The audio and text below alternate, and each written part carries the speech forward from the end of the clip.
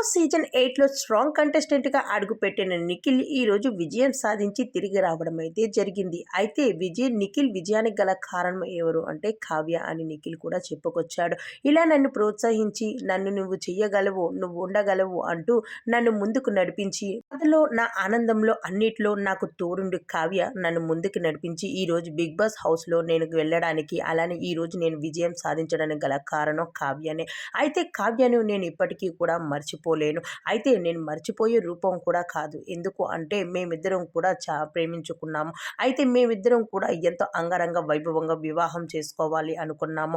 కానీ మేము big boss హౌస్‌లోకి వెళ్ళక ముందే మా ఇద్దరి మధ్య మనస్పర్ధలైతే వచ్చాయి.